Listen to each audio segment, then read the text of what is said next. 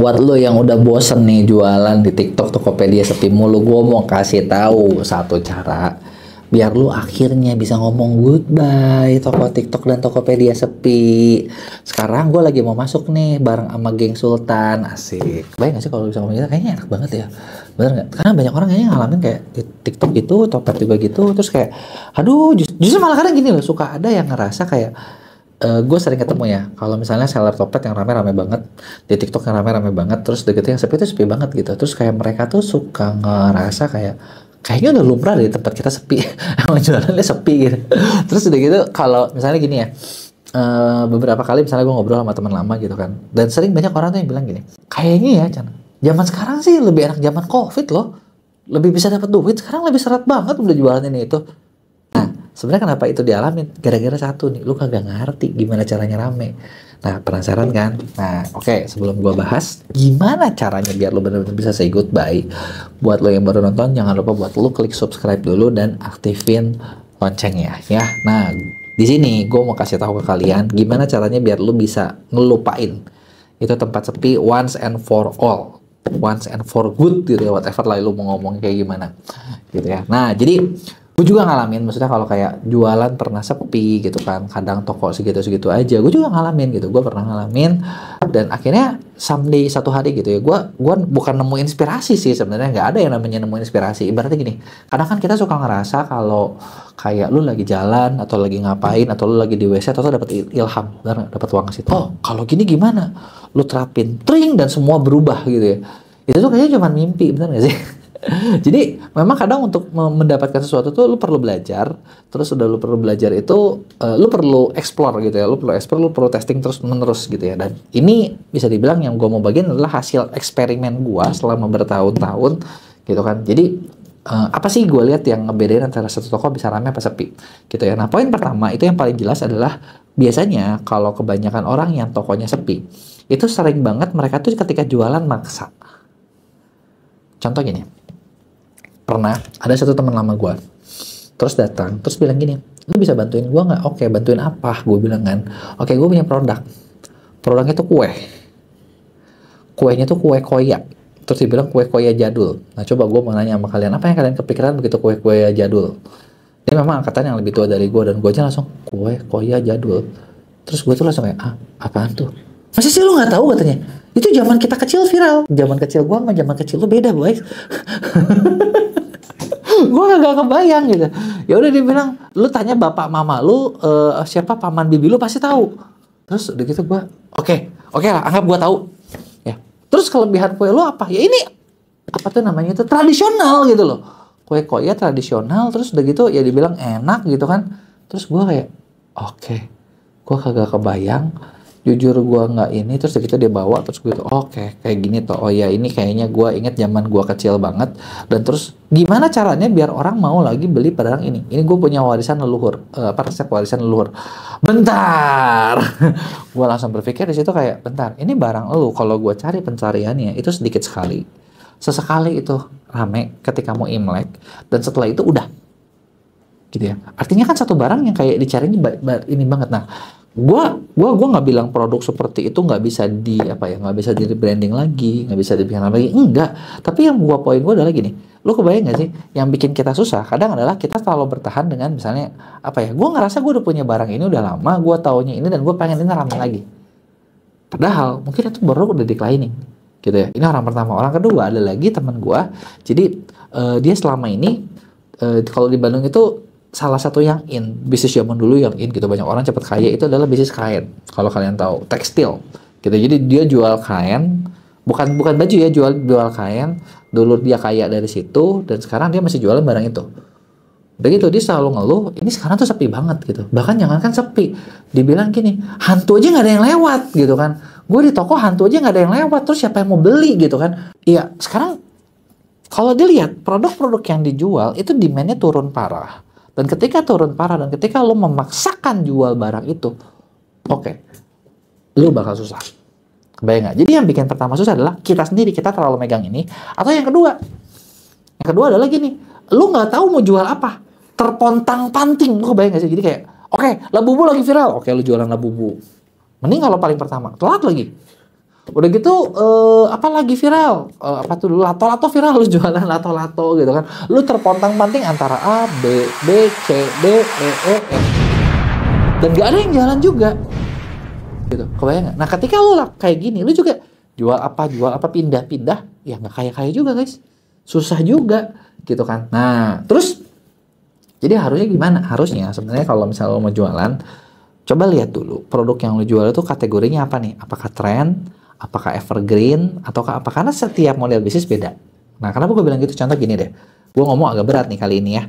Kalau misalnya produk lo evergreen, lo mungkin nggak harus cepet-cepetan, nggak harus ngejar momen.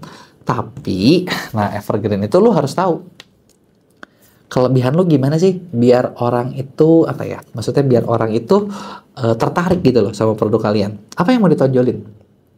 Jangan sampai nggak ada kelebihan, terus udah gitu lo bingung, udah gitu barang lo biasa, udah gitu harga. Jadi gini, kita ketika jual tuh kalau lo mau menang, mau laku, tuh harus ada yang diunggulin. Misalnya gini, servis lo bagus, kualitasnya bagus, tapi kualitas tuh kualitas apa dulu nih? Kualitas di mata pembeli nih ya, bukan kualitas yang kita ngaku-ngaku. Kita ngaku, pembeli nggak ngakuin juga percuma, gitu kan. Harga lu bagus, promo lu bagus, gitu kan. Apakah lu produk yang termasuk sering dilihat orang, gitu kan. Harus ada satu keunggulan tertentu. Kalau nggak ada keunggulan, susah. Jadi yang kedua adalah lu harus tahu nih, lu mau keunggulannya di mana, lu mau jualnya jual apa, gitu. Nah, contoh kayak gue sendiri, beberapa kali sekarang gue kalau bikin produk, gue bakal bikin produk sespesifik mungkin. Kenapa sespesifik mungkin? Karena kalau produk gue segeneral mungkin, itu susah buat lakunya. Karena kenapa? Gue bersaing dengan banyak orang gitu loh. Dan lo harus sadar ketika lo jualan adalah cari satu pasar yang apa ya, orang yang mintanya itu rada banyak, yang maunya banyak, tapi yang saingan dikit. Nah, karena itu logika lu kemungkinan dibeli di situ. Contoh gini, lu bayangin ada satu produk yang satu produk nih, misalnya katakanlah gamis ya. Sekarang kan gamis lagi rame mau lebaran ya. Gamis itu pencarian bisa jutaan di Indonesia saat ini dalam 1 bulan. Mungkin bisa 100 juta mungkin. Nah, penjualnya ada berapa?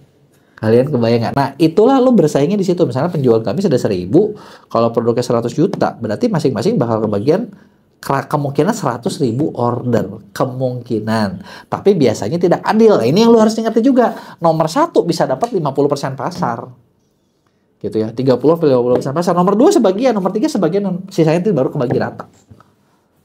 Kebayang nggak? Nah, yang ketiga adalah, nah fase nih biar lu bisa say goodbye ya. Lu udah pertama harus tahu produk lu tuh gimana, cari pasar yang oke. Kalau bisa persaingan jangan terlalu besar. Yang ketiga adalah yang tadi gue sempat bahas, sebenarnya udah gue spill. Lu harus temuin kelebihan. Kelebihan lu apa? USP lu apa? Inilah harus bener-bener lu temuin, harus kuat. Kalau misalnya ini lu bisa jadi kuat, lu lebih mungkin buat masuk yang keempat, jadi market leader. Gimana cara jadi market leader? Market leader mah gampang. Oh, ngomongnya gampang ya. Prakteknya susah. Enggak, tapi gini. Buat jadi market leader itu yang penting adalah lu harus sadar, oke, lu udah lihat pasar lu ada. Kedua, saingannya nggak banyak. Oke, ketiga, lu punya keunikan. Keempat, yang paling penting adalah lu harus selalu nongol di depan pasar kalian. Ingat nih, si prinsipnya gini, sama kayak misalnya kalau kalian lagi cari pasangan, seganteng apapun, sekaya apapun, ya satu cowok itu bakal kalah sama cowok yang selalu ada di depan. Bener nggak? Karena kalau dia ganteng tapi datangnya setahun sekali, lupa ceweknya. Tapi kalau misalnya tiap hari ada, sehari muncul 3 kali, gitu kan, diliatin terus, itulah yang keinget, nggak ada lagi. Nah, tinggal masalahnya adalah budgetnya ada nggak buat kayak gitu. Nah, balik lagi, makanya pasarnya perlu spesifik. Kalau pasarnya luas kan budgetnya gede. Pasarnya spesifik tidak sebesar itu, gitu. Nah, itulah yang keempat. Bisa nggak lu tampil terus? Nah, tampil terus tuh ngapain? Nah, tampil terus misalnya lu mulai deh bikin konten yang banyak, terus lu ada iklan yang banyak, live streaming yang banyak, gitu, kerja sama dengan affiliate yang banyak. Ini tuh tujuannya sebenarnya bukan cuma buat menjual, tapi biar lu tampil sering. Makin sering lu tampil, makin banyak lu dibeli. Makin sedikit lu tampil, makin sedikit lu dibeli. Dan tampil itu bukan cuma maksudnya gini. Misalnya nih gue jalan iklan, anggaplah gue lagi jual buku ini ya, gue jalan iklan dan buku gue ini yang ngelihat 1 juta orang. Tapi 1 juta itu benar-benar orang yang beda semua. Belum tentu penjualannya itu lebih tinggi daripada buku gue dilihat sama 100.000 orang. Tapi 100.000 orang lihat 10 kali. Menurut gua ya 100.000 orang lihat 10 kali lebih mungkin beli daripada 1 juta orang lihat sekali. Kenapa? Lihat sekali lu lupa. Lihat berkali-kali lu lebih inget. Tapi kalau lihat kebanyakan lu muak. jadi ada ini ya, apa ya? Maksudnya ada batasnya juga ya, butuh sesuatu yang jangan sampai ini juga gitu loh. Nah, kalau udah, nah ini ketika lo lakuin 1, 2, 3, 4 fase ini nih, fase gue bilang simpel gitu kan, berasa simpel, tapi gue jamin penjualan lo bakal naik banyak gitu. Karena kenapa? Nah ini contoh nih ya, ini dari satu buku gue ini gue ambil dari study case. Memang waktu itu kita pernah ngerjain satu klien di TikTok, itu dari nol, dan ternyata dia tembus penjualan total akumulasi $1 juta cuma dalam waktu 6 bulan. Kenapa kayak gitu? Ya karena waktu awal kita kerjain, kita bener-bener apa ya, ngeliat gitu loh. Maksudnya kayak oke, kita riset dulu bayarnya seperti apa, kelakuannya seperti apa. Udah gitu ketika kita kerjain nih, kita kan mulai kerjain bikin action plan kan. Kita bikin action plan. Nah, action plan kita ini buat memenuhi semua kebutuhan yang itu.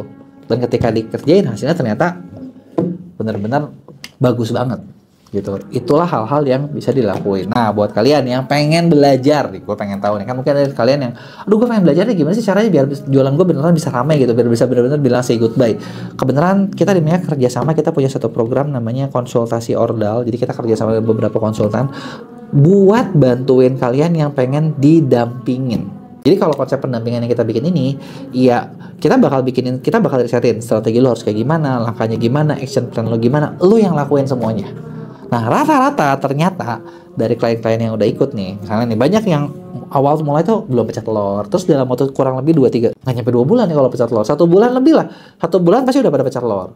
Terus yang misalnya penjualannya dari kecil, itu bisa naik misalnya kayak 30%, 40% dalam waktu kurang lebih 1 kali program ordal ini. 1 kali program ini kurang lebih programnya 3 bulan, jadi pendampingan yang intensif di mana lu bakal dimentorin jalan kerjanya. Gitu ya. Nah, buat kalian misalnya nih lu nggak pengen belajar tapi lu pengen langsung dibantuin aja. Nah, buat langsung dibantuin, kita juga di Mea nyediain jasa digital marketingnya. Jadi semua yang lu butuhin buat lu apa ya, buat lu berproses gitu, di proses tadi kita bisa kerjain semua step by stepnya gitu ya. Jadi itu aja 4 fase penting gitu ya buat lu bener-bener say goodbye buat toko yang sepi. Kasih tau gue pendapat lo di komen, jangan lupa like dan share ke teman-teman lo.